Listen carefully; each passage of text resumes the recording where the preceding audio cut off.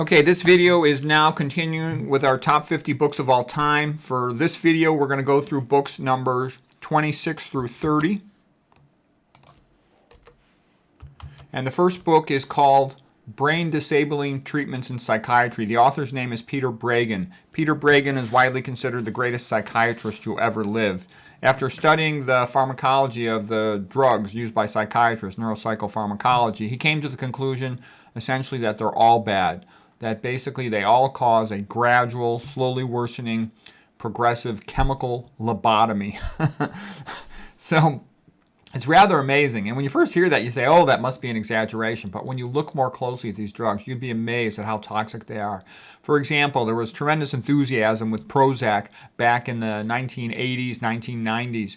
But as more and more information has come out about the side effects of Prozac, there's articles in the journals recommending it be used for cancer chemotherapy. That's how toxic it is. I thought the book was excellent. This is the best book you'll find on reading about the details of the side effects of psychiatric medications. And they're bad. They're really bad. An electroshock. It's insane to just randomly run electrical current through a person's brain. Of course that's going to cause destruction of brain cells, okay? And then the surgical treatments are pretty bad as well. So basically 3 flavors of lobotomy in modern psychiatry: pharmaceutical, electrical, or surgical. And he's real nice. What he says is the most important thing in psychiatry is you have to love the patient. And I'm telling you, that's why I talk about this religious stuff. The reason why healthcare is so bad is because the system hates the patients, because it's much more profitable to poison people with drugs that don't work than to be nice to them and tell them the truth. And that's never going to change unless it has a Bible-based worldview. And the big players at the top who are making the most money from it, they're never going to allow it to change because they're making a lot of money. They don't want it to change. And it's so obvious. All you have to do is think for 1 minute. Would you poison a child? And the average person would not poison a child. Not for $10, not for $100, not for $1,000, not for $10,000.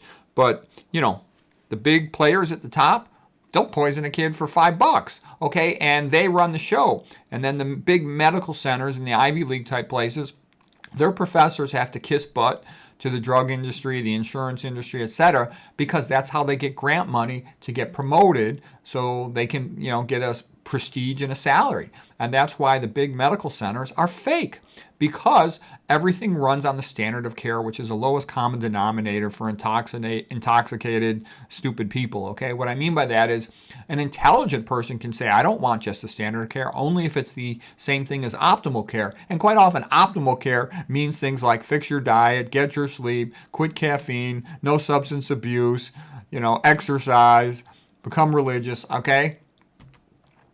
All right, now the next book here is called Drug-induced Dementia. Oh, did I skip a book? No, 26, 27, right. Drug-induced Dementia by Grace Jackson. She's another psychiatrist, very smart lady. She reviewed all the papers showing how psychiatry drugs cause dementia. Yes, they are chemical lobotomy. And she goes through a lot of papers, through animal studies on how they cause dementia. It's for real. She has an online lecture that was pretty good as well. And Breggin also has online lectures on YouTube. Okay, here's Robert Whitaker. He also has online lectures on YouTube. And he talks about how terrible the side effects are from these drugs. He's pretty famous for talking about the side effects of attention deficit drugs, but it's not just attention deficit drugs. Of course, it's also the selective serotonin reuptake inhibitors for treatment of depression. It's also the benzodiazepines, like Xanax, Ritalins for attention deficit. It's also lithium for treatment of bipolar disease. These are toxic drugs, really toxic, not kind of toxic, really toxic. Okay, now here's a guy who came along a long time ago, early 1960s and stuff. This is Thomas Szasz, and he's a physician, he's a psychiatrist, and his book right here, The Myth of Mental Illness, was kind of a shocker when it first came out. And he basically said that psychiatry stigmatizes people. It labels them with these sort of foul names. It kind of reminds me of like Freud. Freud would, basically humiliate the patient, okay? And here's some of the things he says, Thomas Szasz. Labeling a child as mentally ill is a stigmatization, not a diagnosis. Giving a child a psychiatric drug is poisoning. It is not treatment. Okay, that's the truth. All right, clear thinking requires courage rather than intelligence. That's the truth too. If you're a medical student, if you're a young doctor, and you've got, hundreds of thousands of dollars of student loan debt, you've been spending your whole life in school, your friends are out, they've got jobs, they've got wives, they've got money, they've got children. They kind of have a well-rounded life in comparison with you.